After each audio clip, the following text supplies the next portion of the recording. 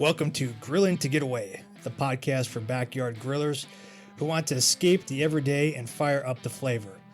Whether you're a seasoned pitmaster or just learning your way around the grill, we're here to share tips, tricks, and recipes that will make your next BBQ unforgettable.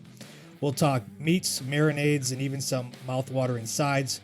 Plus, we'll answer your grilling questions and dive into everything you need to turn your backyard into the ultimate grill zone. So grab your tongs, fire up that grill, and let's get started. This is Grilling to Get Away, your go-to podcast for all things barbecue. Hey, what's going on, everyone? This is Greg, your co-host of the Grilling to Get Away podcast. Here with my buddy. What's happening, everyone? This is Ben. What's going on, man? Not much. How are you? I'm doing good. Doing good. Got a quick shout out for some folks that I met with last Friday. I was asked to impart wisdom to the Air Force ROTC cadets at UW-Madison, the Flying Badgers. And they're a very attentive group and asked great questions. And I got to talk about the business as I was feeding them some pulled ham sliders. Nice. Yeah. So how long did you talk? How long was your speech in total?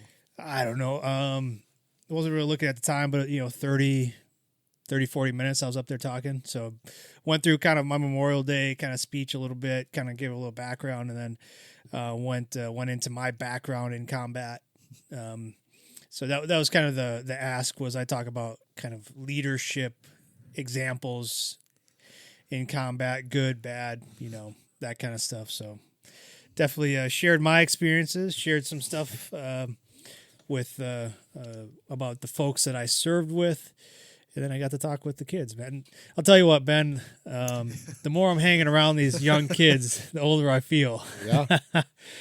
Yeah, thinking about it, it was 20 years ago when I was in. So, yeah, these kids probably weren't even born then, Ben. Yeah, there's a good chance, man. It's funny you say it. My mom just texted me the other day about my 20-year high school reunions coming up. Ooh, there you go. Yeah, she's like, so are you coming? Coming back. Are they doing anything? I'm like, I have no idea. Yeah, I know. That's good for you, Ben, because my wife was the class president.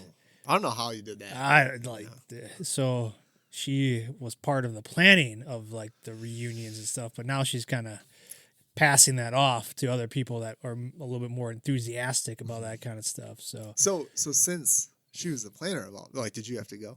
I went to our first one. I went to two of them, I guess. The 10 and the 20? They wanted to do a 5, so they did a 5, which didn't make sense because, but they did a 5, so I went to that. And then we did a 10-year one, and went to that one. I don't think we've had one since. I don't know. After the 10, she passed it off. And I mean, it's there's a group of people that do it. There's a committee. Your senior officers are supposed to do it, but there comes a point where it's just like, hey, I mean, is there really a want for this? I don't know, because so everybody's still connected via social media and stuff, and I don't know. Whatever. If it happens, it happens. Maybe I'll make an appearance. I don't know. Sure. But I will not be. So I figured. I found out there is a Facebook page for it, but okay. Nobody invited you to it.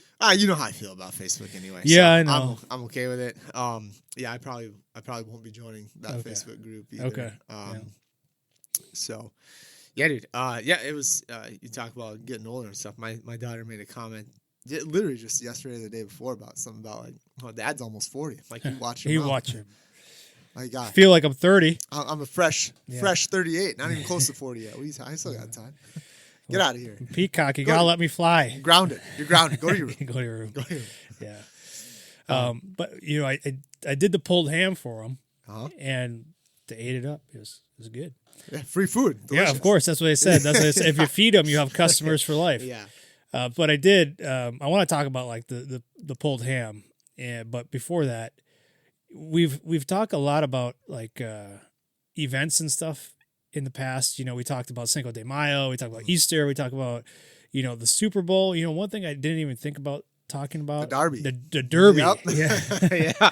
We missed that one. I know. Buddy? Yeah. I thought the same thing. I was going to text you on Saturday and be like, I was again. I was listening to a radio show last week and they were talking about like the Derby eats. I was like, man, we've never talked about that. Yeah. Well, I mean, like I don't get into the Derby that much, but like well, it's a huge event. You do more than you know. We did lose some money this year on the Derby. I'll see that on the tax or on the quarterly business filings. I guess. Yeah. Sometimes it's easier to ask for forgiveness and permission. That's what we go by here. Mm-hmm. So. But like I said, you're involved more than you know. You just don't know. Well, scared money don't make money. Is that what you always say? That? Yeah, man. That's exactly it. Yeah. Scared money don't make money. That's right. So well, good. Well, I'm glad. Well, hopefully one day we'll hit it. Better luck next year. Not gonna have any bookies coming after us, are we? Well, we'll see. But yeah, man, we're kind of low man on the totem pole. Okay, good. No, not big dollar amounts. Not yet. Not to them at least. To us, it's big. Okay, yeah. But yeah, we've never talked about Derby eats. It's so funny, dude. I just learned just this weekend that one of like a kid on Cal's soccer team, his dad is from Kentucky, and he said next year for his birthday he's buying tickets to go to the to go down to the race. Mm-hmm. So I was kind of like asking questions about it, like, like, because like you said, man, you and I we're not big into the ponies. Right. We're not big gamblers. I did work with somebody that every Derby he would go down with his friends, and they go into the infield, like they have a camper, and they set up their camper in the infield. You sure this wasn't like a NASCAR race? No, man, like because they get dressed up. Yeah, they get dressed up. I guess there's like a whole thing like. And he was doing this into his 40s, man. Like, so like him and his college buddies would always go down and like rent like this trailer or whatever. And like they would put on this party or whatever in the infield somewhere near wherever the race is, Churchill Downs there. Yeah. But it was like clockwork. You'd take off every Derby, weekend or whatever and go down there. Man, yeah, but like, so if you buy tickets, you get to go to the race on Friday, and then you have the main race on Saturday, right? And then like while you're there, it's all inclusive, like drinks and stuff. Oh, well, you had me at all inclusive. Yeah, and then drinks. So I was like, all right, well, food, yeah. My parents actually, for my mom and my stepdad, when they got married, they went on their honeymoon down there, and they won some money. Did they really? Yeah. Brought back a puppy. Oh, yeah. So yeah, there's some history there, some luck with the family. Sure. So maybe I have to go down. Yeah, I don't know. But it had me so I was looking up like the official Derby menu because we just talked about the Masters a little bit, which we didn't cook for either. We didn't cook for, but we talked about. We did talk about it. And like I think that's something that maybe you and I start doing is like maybe ahead of time. Like again, maybe we'll get better at this podcast one day. But planning ahead a little bit. Yeah. But figure out like, okay, well, here's the menu and stuff. Like, let's play with some of this stuff and try and cook it up ourselves. Sure, yeah. So here's the official Derby menu. And you can go out and check this out at KentuckyDerby.com. But it has some good stuff on there, like related to barbecuing and grilling. So they have like the Kentucky barbecue shrimp.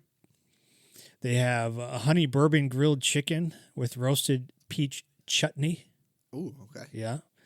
Char grilled short ribs with pomegranate and fennel. See, this is like a heavy barbecue. I guess Kentucky, you get it, but heavy barbecue kind of official menu. We have brown sugar glazed roasted carrots. And then you get a pretzel board, a recipe from Churchill Downs, Bavarian pretzels with pimento cheese, mustard, vanilla glaze.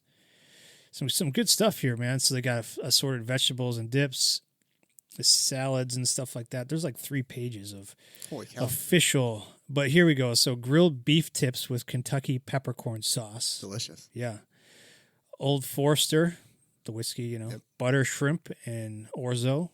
Pan roasted chicken breasts. Trying to look for kind of the barbecue related stuff. Duck fat roasted fingerling potatoes. Okay. Harvest Brussels sprouts. They got some pasta salads and some other stuff. But man, there's a bunch. A lot of salads and stuff. Here we go. Bourbon cherry brisket burnt ends. It's probably delicious. Yeah. It looks delicious. Look at that. Well, it does look pretty good. Yeah, let me see if they have the actual. Yeah, they actually have the full recipe. The full recipe. So if you wanted to make this stuff at home, you could definitely do that. Go to KentuckyDerby.com. But yeah, maybe next year for when we plan ahead. We'll do better at that. But they do have Derby Day dishes at home. that you can make it as well. That may be a little bit easier For next year when you host I host it. Your derby party. Yep, mint juleps and stuff. But Kentucky hot brown sliders with honey Dijon. Say it again. Kentucky hot brown sliders with honey Dijonnaise. Sorry, Dijonnaise. What kind of meat is on there? Let's see. It's a Louisville classic reimagined for the Derby. Hot brown sliders feature roasted turkey, crispy bacon, juicy tomato, and melted Gruyere layered on soft Hawaiian rolls. Sounds delicious, Greg. Man. Sign me up. Yeah. I honestly I would just go down there for the food and not the race. Yeah, we'll miss the whole thing. You know what I mean? Is it over? Does that mean? Doesn't mean we have to stop eating though, right? That's right. Yeah. Okay, good. Salt and vinegar deviled eggs. Ooh. And then Benedict chicken salad sandwiches. So a lot of like good options out there. Like, and we've never talked about. So sorry, we've neglected to talk about the Derby. Because when I did post on our Facebook page, like, hey, what are you cooking this weekend? I had somebody post about like cooking for the Derby. Yeah. So they're hosting like a party or something. Must have been, or doing it for themselves. But smart. A lot of recipes out there, man, and we've never really talked about that. We never really dove into that aspect of it, which is a miss on our part, but an opportunity. That's what we like to say. But no, it's like if you cook for the Derby, let us know what you're cooking. Like, it's pretty cool, man. Yeah, send us a message, burnpitbbq.com, or go to the Facebook pages, whatever. Tell us what you're cooking. We'd love to see it. But I did do the pulled ham, Ben. I had like was this your first time doing the pulled ham? Yeah, I think this is my first time kind of really in depth. If I pulled it before, I wasn't doing it on purpose. Sure. Happy accident? Maybe? Yeah, so this was a shank bone in. I had to cut quite a bit of fat off of it, like a lot of skin too. Yeah, doesn't that kind of set you off? Yeah, it sets you off a little bit because you're paying per pound. Yeah, no, you're looking at it like, man. There's and probably you keep cutting those layers on, you're like, yeah, it just keeps it. going in there, man. Yeah, so there's probably a good 2 pounds, man, of like fat and skin. So just be aware of that if you're buying a bone-in shank too. And then, plus you're paying for the bone weight. Right. But it wasn't too bad. So overall, it's probably 4 to 5 pounds. This is probably like a 7 to 8 pound shank. So it wasn't too big, but wasn't too small either. I was feeding it like, they were saying between 15 to 20, so I was planning about 30 just in case. And plus, college kids, maybe if they're hungry, eat a little bit more. Yeah. Which thankfully they did, because I had one kid come up 3 times. I was like, hey, man, I'm glad you like it. Yeah. Yeah. So I'm happy to feed you. Did you take any sauces? I took our sweet honey and our sticky fire, our spicy. They use sauce. Yeah, they use it. Yeah. Nice. But they said, like, you don't even like, that was a compliment. I was like, you're right, you don't. But the one guy liked the spicy. Okay. So, sure. Yeah. And I left it there, so they got like a fridge and stuff. It's right off of campus, right across from Camp Randall Stadium is their office, and we're like, the command hangs out, and then also like the cadets do like their training as well as like kind of a hangout for them. Sure. Like if they need, like, they got a computer lab, they got weights, they got like a TV room and stuff like that, and then like a classroom for when I was there. Before I was there, the cadets that were graduating, getting commissioned, they were going through like a panel of like question and answer. Yep. From the officers there about like what to expect. A lot of these folks have like kind of know where they're going, but they don't have official orders yet. So there's a lot of questions that they have, which obviously you get. Yeah. So it was good that they have that to prepare them before they actually go. Mm-hmm. So it's good on them for that. But so yeah, my talk happened, and I served the sliders. So the ham, I just used our Memphis style rub on it. I didn't use a binder at all. And I set the grill up. I used my 22-inch Weber kettle, B&B charcoal, and hickory wood chips. And I just set it for indirect grilling. I didn't use a snake method or anything like that. I just poured half a chimney out on one side, and I put the shank on the opposite side. And I maybe restocked it once or twice, because I was going to finish this up in the crock pot. Because I didn't have all day to do it. I just wanted to get some smoke to it. Sure. So I smoked it for about 3 hours, and then I put it in the crock pot overnight. So another 8 hours on low. Mm-hmm. And I put just like about a half a cup of water at the bottom to help keep it moist in there. and then it shredded like butter the next morning. Yeah. Did you spritz it all throughout the cook? I did not spritz. Okay. I'll show you a picture here. It came out nice golden brown. Had I gone longer on like the smoker, I probably would have covered it. Put it in a tin pan, put a little bit of juice or something down in there, and then covered it with tin foil. But because I was going to put it in the slow cooker overnight, I just chose to leave it uncovered so it could get a nice golden brown and then collect as much smoke as possible. But here you go. That's kind of how it ended up there. Looks pretty solid, man. So you cut cross hatches in it? I did cross hatchage on it. Yeah.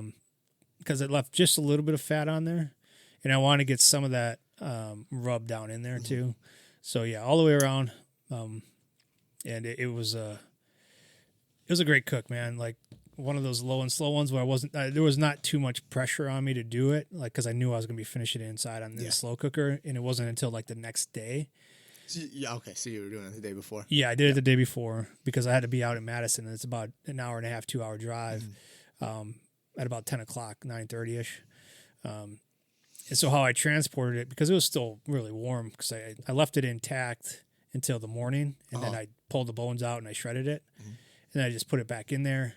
It was really warm, so I just I put it back in the slow cooker, still really hot. I wrapped it with a towel, and then I put it in a cooler, and it stayed warm throughout, and then I plugged it in when I got there. So... And I served it on some Hawaiian slider buns, and they could top it if they wanted to with the sauces I had there. But it was if you haven't done pulled ham before, I definitely recommend trying it and doing it. We do have a recipe out there. You did a recipe out there. It's out there on the website, but it's super simple.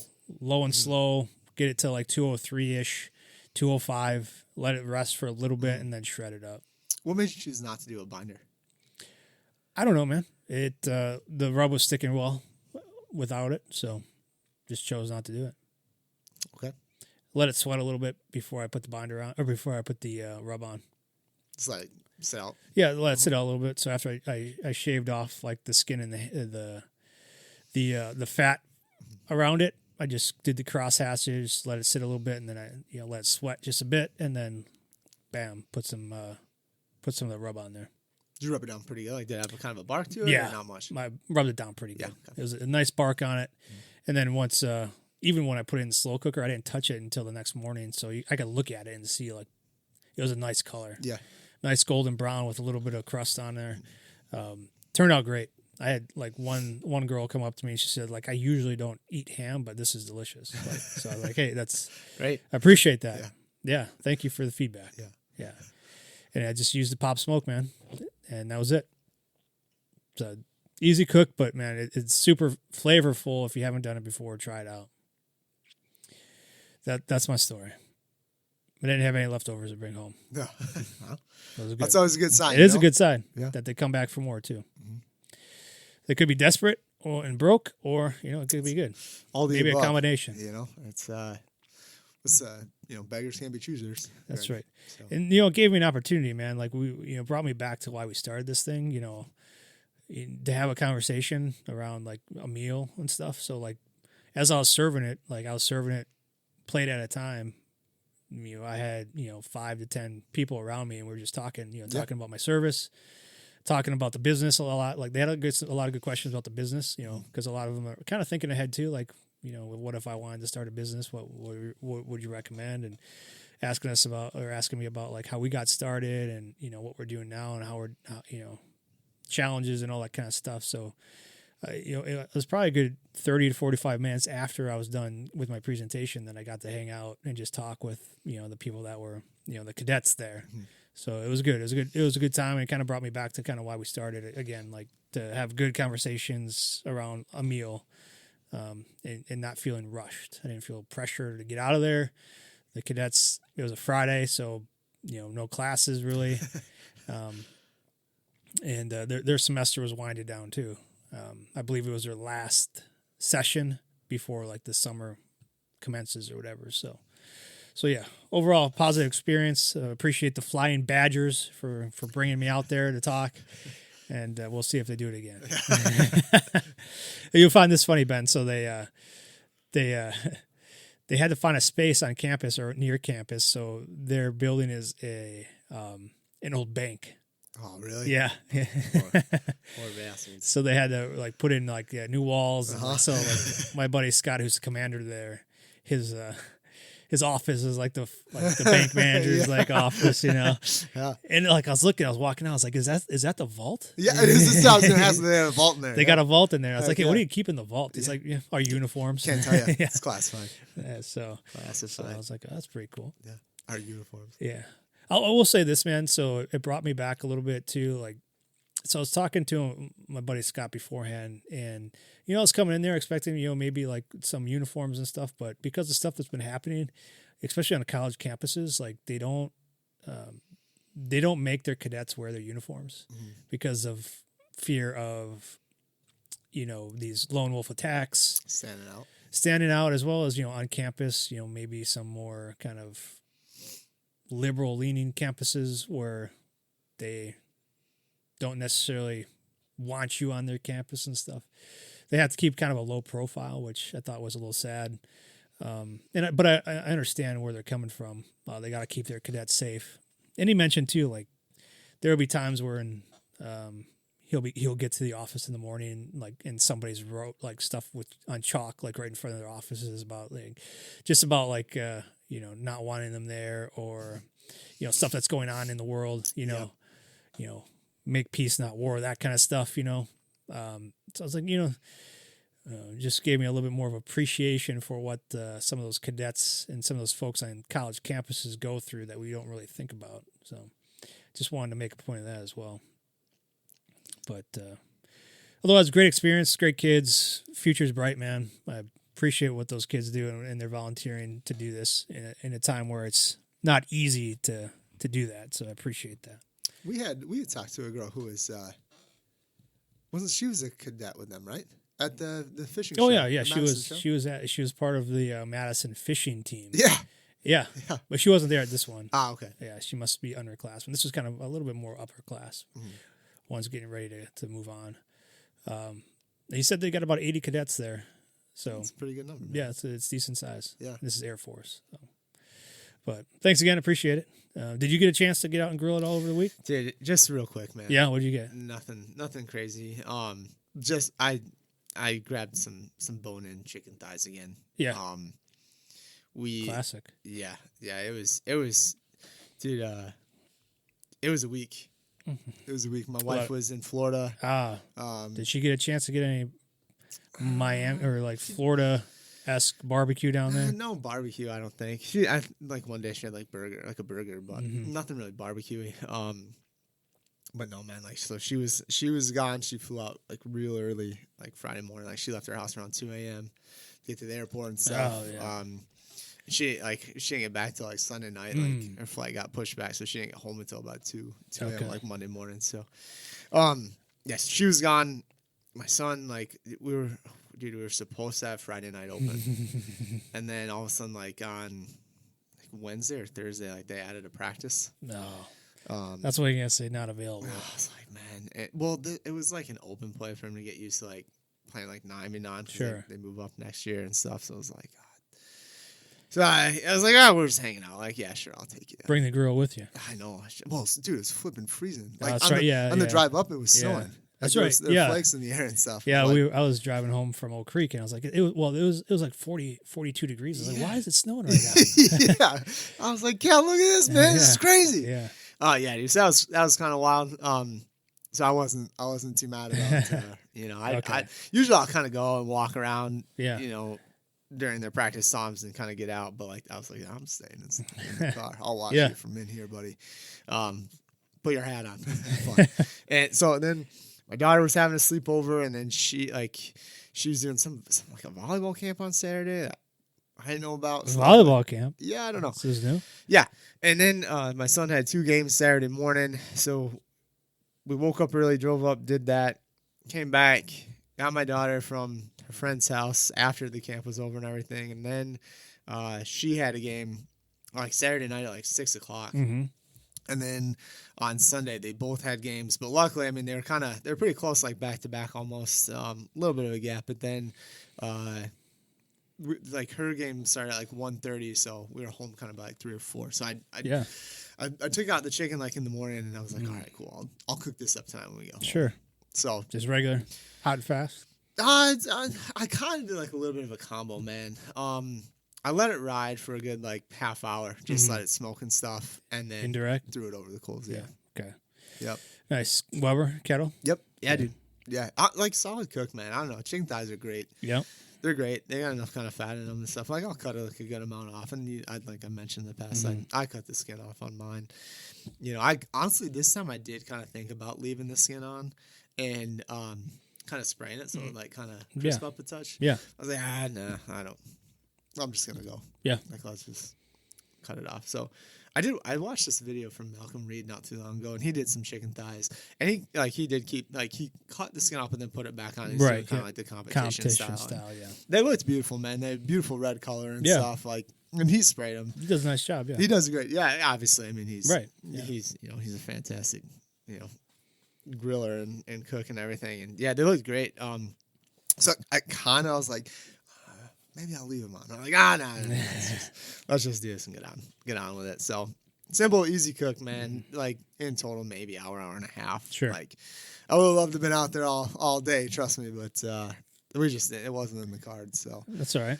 Sometimes it happens like that, Yeah. It was just kind of one of those weeks and stuff. Like we were just running. Yeah. Just running. Yeah. So, and we've been pretty busy with the business stuff lately. And, yeah, man. Which is awesome. So it's kind of been, every day I kind of like, I think about the grill and I walk past it and look at it. Yep.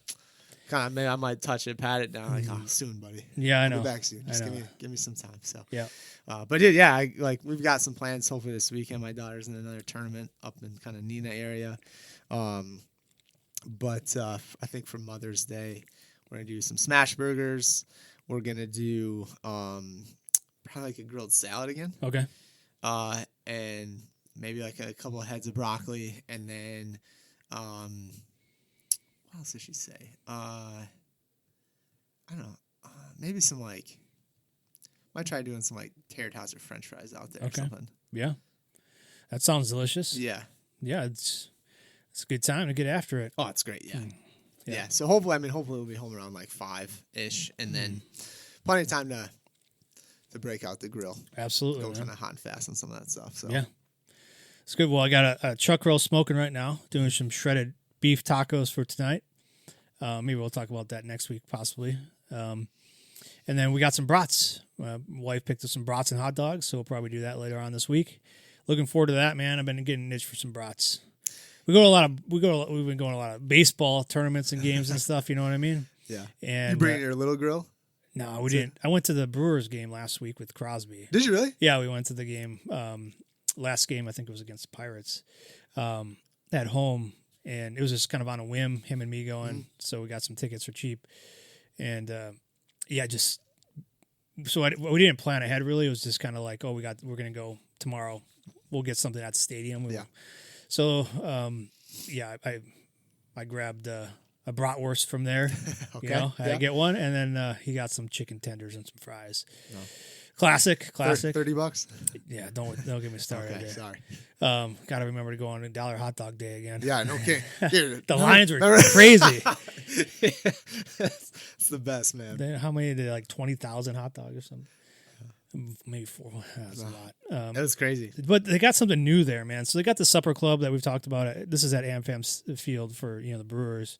They got the supper club where they got like prime rib and like walleye and stuff. So they're trying that kind of stuff out. It's kind of pricey. It's like $19 for like a prime rib sandwich or whatever. But they also have like a food truck alley now. In the stadium? In the stadium, yeah. So I won't know one of, I think it's K&L Barbecue is in there. I've met them before. They're pretty cool. But yeah, you can go to the stadium. You can get like barbecue from these trucks and stuff, and like whatever other food. Like I didn't go down that far, just because it's in a separate part of where we were, and I just didn't want to go check it out.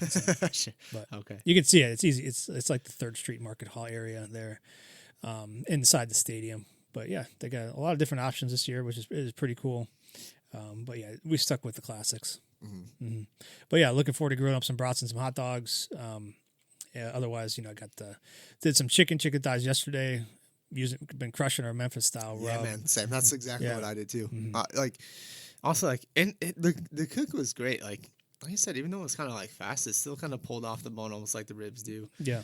Just kind of like I love the chicken thighs. Mm-hmm. Like, man, my cow, dude, he just grabs them and he just like eats them like a drumstick, like a wing. Sure. Yeah, he went to town, which is awesome. Mm-hmm. So good. Yeah, dude. And we've been crushing a lot of chicken lately too. It's just, I don't know, as busy as all the kids are and stuff, it's easy just to kind of have before practice, before after games, we do a lot in the car. And it's